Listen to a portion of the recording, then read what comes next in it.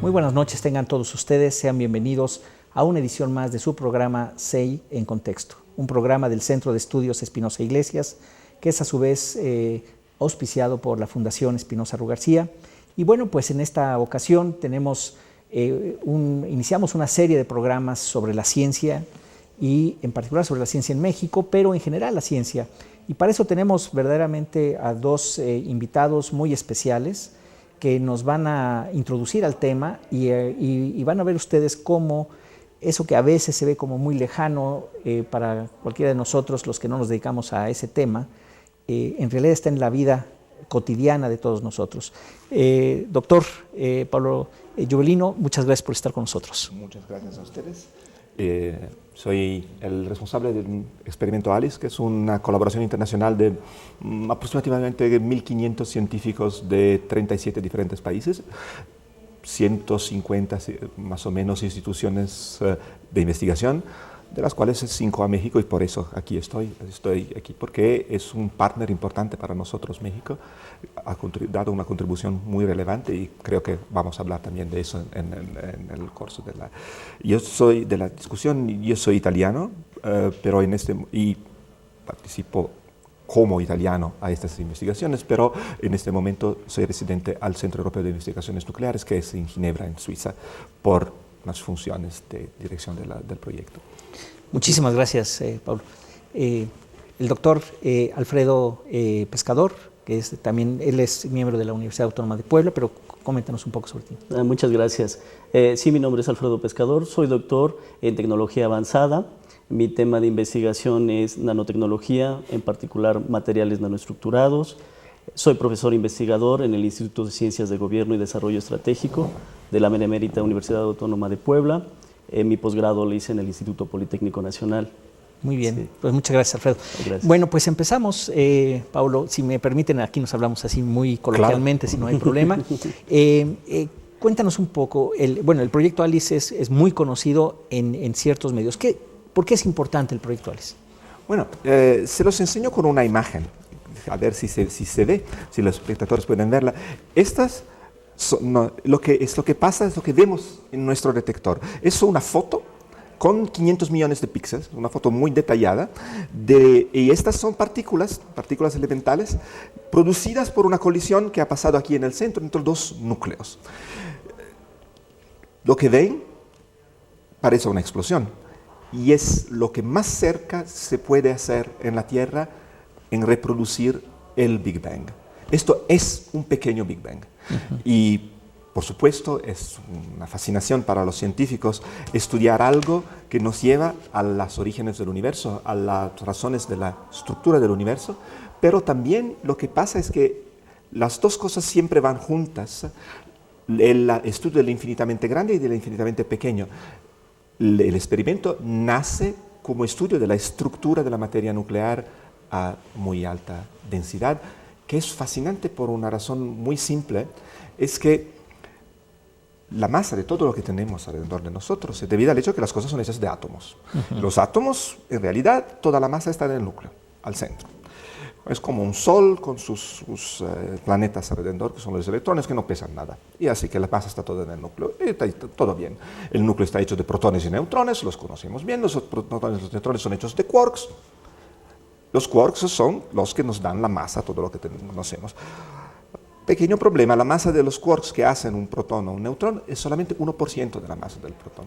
Todo lo demás es debido a su interacción entre ellos, a la fuerza que los pega juntos.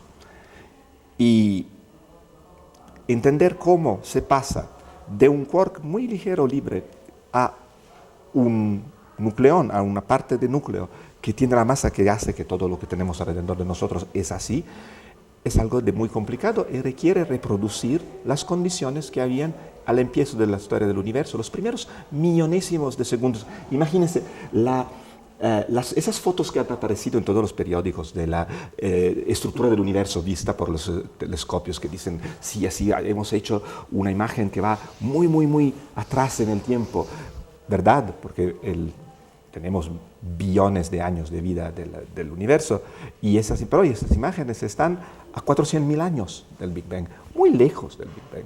Nosotros vamos a algunos millonésimos de segundo del Big Bang a ver cómo la estructura de la materia, como la conocemos, se origina de las condiciones que había en ese tiempo. Eso es lo que hacen. Eso es lo que hacen. Bueno, pues ya nada más ni nada menos el mero origen del universo. Imagínense ustedes a lo que se está hablando, el Big Bang o el Big Bang, ¿no? En español, ¿cuál sería la traducción, Alfredo? La gran explosión. La gran explosión. La gran explosión. ¿Tú cómo ves esto que...?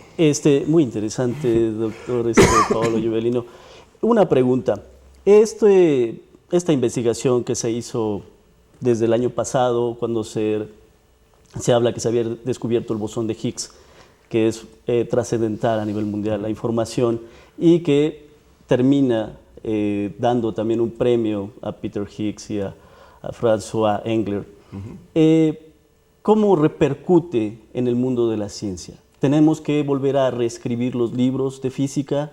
¿Solamente los libros especializados? En este caso, en realidad, no, porque la partícula de Higgs estaba exactamente donde la teoría la había prevista. Así que confirma las teorías que se tenían. De cierta manera, es maravilloso que se haya descubierta, es una lástima que haya sido exactamente como se pensaba, porque es claro que los experimentadores aprecian más las sorpresas, sí, las cosas que son exactamente como se querían. Es un avance muy fundamental porque es el elemento que faltaba en nuestro modelo de la naturaleza. Pero es exactamente como está. Así que la gran curiosidad que hay ahora es de ver lo que va a pasar con las energías más altas que se van a tener a empezar del 2015. A ver, pero para que nuestro público entienda, claro. Pablo, siempre se hablaba de diferentes teorías del origen del universo. Y hace, ¿qué será?, unos 20, 25 años surge esta del Big Bang, de la gran explosión, más o menos. Pero era una teoría, al final de cuentas. Era pues una teoría que se estaba demostrando a través de la física, de las matemáticas, pero no de la experimentación. Y aquí el punto es que se llega a la experimentación, se llega físicamente a hacerlo, digamos. Se hace un muy mini, pequeño. Claro, no, por supuesto. No. Es una gotita de materia primordial muy pequeña. Pero es como el del ADN, o sea, es una partícula mínima, pero que te da perfectamente la información de todo lo que hay alrededor, bueno, de lo que es la esencia, ¿no? Y el camino de ahí a entender cómo es la estructura del universo es muy largo. Esos son experimentos de larguísimo tiempo. Imagínense que las primeras ideas de esos experimentos al CERN las hemos desarrolladas cuando todavía tenía todos los cabellos, y hace más de 20 años. Mi primer trabajo sobre este experimento fue en 1989. ¡Qué barbaridad! Y después ha sido desarrollar, porque lo que pasa es que generalmente los físicos, y en eso estamos muy cerca de lo que hacen nuestros colegas de los estudios materiales, son generalmente muy arrogantes, en el sentido que tienen una idea y dicen, bueno, se necesita hacer estas cosas para hacerla, y resulta que es imposible. Claro. Y la reacción es, bueno, desarrollaremos algo. Y se ponen ahí a desarrollar las tecnologías que se necesitan para hacer su experimento. Pasan 10, 20 años a desarrollar sus tecnologías que necesitan para hacer el experimento y finalmente pueden hacer las mediciones que les interesaban. Y esto es en realidad lo que más les interesa en realidad a la sociedad, donde el impacto del descubrimiento del bosón de Higgs o de la estructura del plasma es típicamente muy lejano. Típicamente el tiempo que pasa de un descubrimiento importante de ese tipo hasta que tenga un impacto en la sociedad pasan decenas y decenas de años. Pero a lo contrario, las tecnologías que se han desarrollado para hacer el experimento, esas ya se usan hoy en la vida de todos los días. Denos algunos ejemplos. Sí, por ejemplo, en esta tecnología que mencionas. Ejemplos, todos los que nos escuchan han usado el Internet, el World Wide Web. Eso se ha desarrollado en el CERN para compartir informaciones en los experimentos. Todos ustedes tienen un smartphone con una pantalla táctil. Eso se ha desarrollado en el CERN para control de los aceleradores ya hace 40 años. Y así muchísimas tecnologías que se usan en la vida de todos los días. Hay cosas que parecen muy exóticas, como películas de science fiction, ¿cómo se dice en español? Ciencia ficción. Ciencia ficción. Disculpen, mi No, español no, es... está excelente tu español, no te preocupes. Aproximativo. Como la antimateria. Pero la antimateria fue descubierta ya hace bastante tiempo y ahora es un instrumento de la vida de todos los días.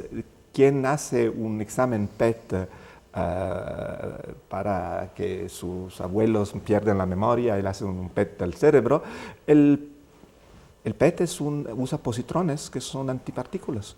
Es una emisión de positrones. El positronio es la antipartícula del electrón y esto es parte de la vida de todos los días. La antimateria no es algo para angels and demons, es algo para la tecnología de cualquier hospital en la región. Así que las tecnologías que se desarrollan para los experimentos después se encuentran muchísimas directamente aplicaciones en la vida de todos los días. Muy bien. Mucho más largo será el tiempo para que los descubrimientos encuentren aplicación. Eso sí va a faltar. Pero eso es de cierta manera secundario. Las cosas que a nosotros como ciudadanos, no como científicos, nos traen esos experimentos son la tecnología que desarrollan y sobre todo el entrenamiento de jóvenes. Eso es un valor extraordinario. Los jóvenes que crecen aprendiendo a trabajar con tecnologías avanzadas, a tratar con personas de todo el mundo que viven con esta experiencia extraordinaria de trabajar con gente de cualquier lado y después van en la industria o en la academia y transmiten sus conocimientos y los utilizan para producir. Ese es un valor enorme que se produce en este tipo de... Nos tenemos que ir a un corte. Nos tenemos que ir a un corte en estos 4 bloques. Regresamos con ustedes. Estamos en su programa CEI en Contexto. Volvemos.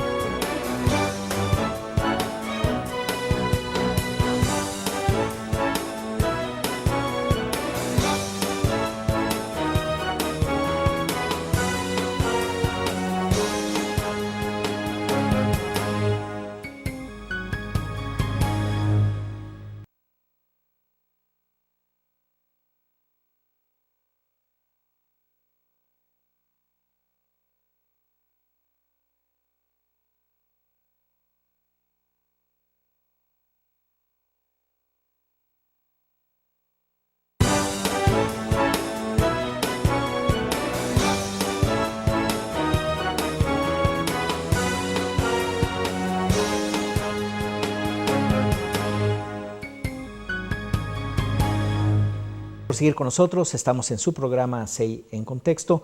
Bueno, con esta historia fascinante de descubrimientos y luego cómo pasan en que en el desarrollo de la tecnología es donde hay una verdadera aportación muy cotidiana en la formación de personas, de especialistas que después van a la industria. En el caso tuyo, Alfredo, tú estudias nanotecnología. ¿Cómo ves que impactan estas cosas de lo que tú estás haciendo? Principalmente la cuestión de trabajar con nanotecnología, precisamente con materiales nanoestructurados, es que estos pueden aportar una nueva tecnología, porque estos materiales tienen propiedades diferentes a las que ya conocíamos anteriormente, con las que ya trabajábamos los ingenieros en materiales. O sea, nanotecnología nada más para estar seguros de que todo el mundo nos pesque exactamente lo que es materiales o partículas muy pequeñitas. Muy pequeñas, sí, de una billonésima parte de metro. Esto sería trabajar con... Espérate, billonésima, escuche usted bien, billonésima parte de metro, es decir, un metro es así, saque usted un billón, o sea, un millón de millón. Un millón de millón. Y ese es el pedacito de lo que estudia aquí el celular. Es un 1 seguido de 9 ceros. Tenemos que dividir esta unidad fundamental que es el metro y dividirlo a esa escala para trabajar con materiales que tienen pocos átomos Están constituidos por pocos átomos, alrededor de 300, 500, 1000 átomos. Son estas partículas que después, cuando las unimos y les damos una aplicación,